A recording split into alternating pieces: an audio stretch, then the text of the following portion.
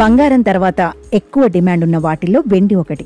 చాలా మంది ఇళ్లలో దేవుడి విగ్రహాలు చిన్న ప్లేట్లో, గ్లాసులో, రింగ్స్, కుంకుమ భరణి, గంధం గిన్నెలు, కుండులు సహా ఎన్నో ఆభరణాలు వెండితో చేసినవే ఉంటాయి.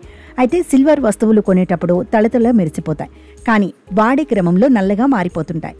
ఇక వీటిని మళ్లీ మెరిపించడానికి ఎంతో శ్రమ పడాల్సి ఉంటుంది. కొన్నిసార్లు ఎన్ని చిట్కాలు పాటించినా ఫలితం ఉండదు. అయితే కొందరు నిపుణులు నల్లగా మారిన వెండి వస్తువులను తెల్లగా మెరిపించవచ్చని చెబుతున్నారు.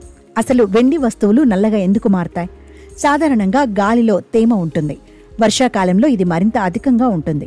దీంతో వెండి వస్తువులపై ఉండే సమ్మేళనాలు గాల్లోని తేమతో జరిగే రసాయనిక చర్య వల్ల వెండి వస్తువులు నల్లగా మారతాయని, తద్వారా మెరుపుని కోల్పోతాయని చెబుతున్నారు. అందుకే వెండి వస్తువులను వీలైనంత వరకు గాలి, తేమ తగలని ప్రదేశంలో భద్రపరచాలంటున్నారు.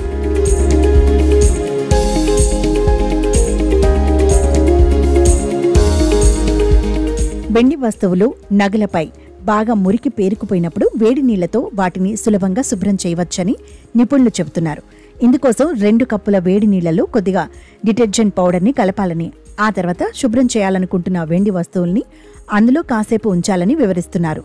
అనంతరం బయటకు తీసి మెత్తని బ్రష్తో సున్నితంగా రుద్దాలని, ఆ తర్వాత పొడిగా ఉన్న మెత్తని వస్త్రంతో తుడిచేస్తే ఫలితం ఉంటుందని పేర్కొంటున్నారు. కాస్త నల్లగా మారిన వెండి వస్తువుల్ని ఉప్పు నీళ్లతో సులభంగా శుభ్రం చేసుకోవచ్చని నిపుణులు చెబుతున్నారు.